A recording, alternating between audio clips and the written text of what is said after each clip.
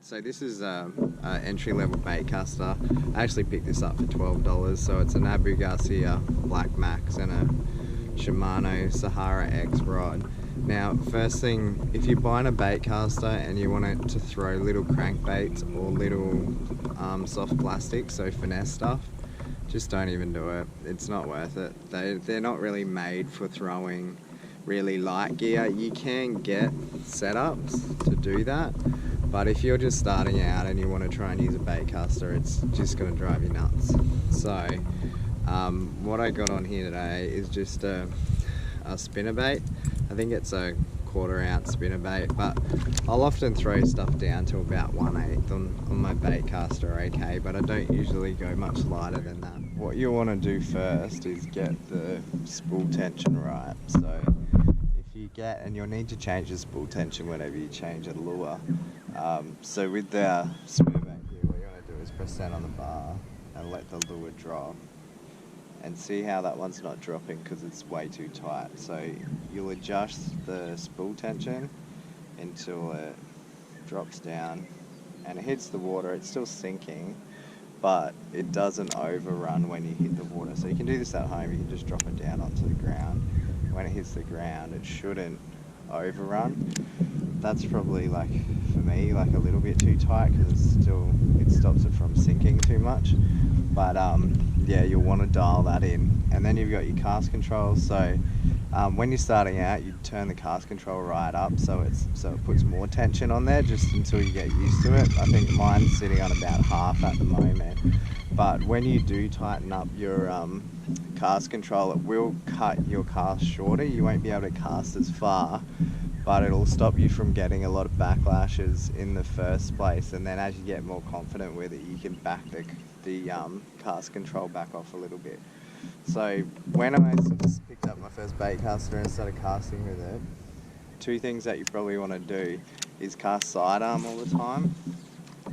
Casting up sidearm's perfectly fine, but you'll find that you'll cast off to the side all of the time. So if I'm flicking this here, it'll naturally want to go off to the other side because it's difficult to get it straight because you're throwing it at that angle. Now with practice you can get it straight, like it just takes a little bit to kind of work out how to throw it to get a nice straight cast, but when you're starting off, that's probably how you're going to feel most comfortable throwing it, but you will find that you throw off to the side. One of the big thing that changed casting with a baitcaster for me was throwing it like you're throwing a dart, okay? So that's going to be more accurate. And that's how you're supposed to throw a baitcaster, with your wrist and off to the side, so throwing, so you're aiming like a dart. So instead of, I know when I first picked it up, not knowing anything about baitcasters, you want to throw over the top like that, and that's really quite difficult and it's hard to cast accurately. So I can sort of cast like that now, but that's only because I'm used to throwing with a baitcaster, but when you're first doing it, it's really awkward.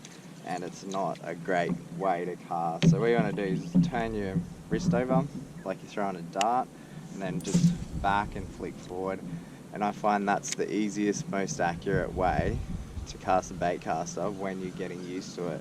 Because if you're in trees and things like that, you might need to sidearm cast and throw underneath, or even if you're casting to the other side, you might throw backhand on the side, and all that stuff you'll pick up really easily once you get used to throwing a baitcaster. So you see some of these videos where these guys are like throwing underhand, they're skip casting, they're doing all this stuff, and they make it look really easy, but they've had a hell of a lot of practice to get to that point. So if it was me starting out with a baitcaster, I'd just be forcing myself to turn my wrist on the side, back, and then throw forward, and you'll have no trouble at all.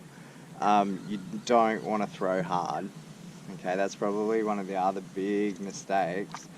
If you're used to spinning gear, a baitcaster is not going to cast as far as spinning gear, and you start getting frustrated because you're not casting as far, and you'll start throwing harder, which will massively increase your chances of getting a bird's nest.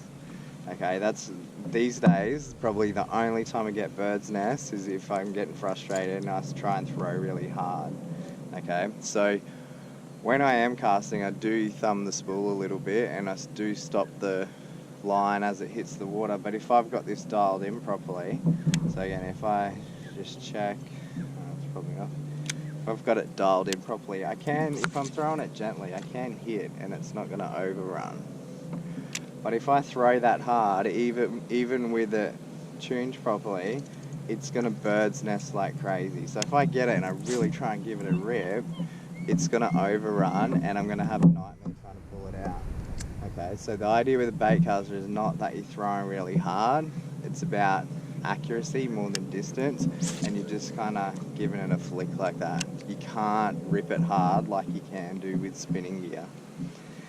And I think that's one of the other issues. I think people will get them and they'll try and throw their little crankbaits and their little light plastics, and because you can't throw them very far, you start throwing them quite hard and you end up with heaps and heaps of bird's nests, and then you end up selling it. Any questions, let me know. I'm going to try and actually catch some fish because I am on a donut at the moment.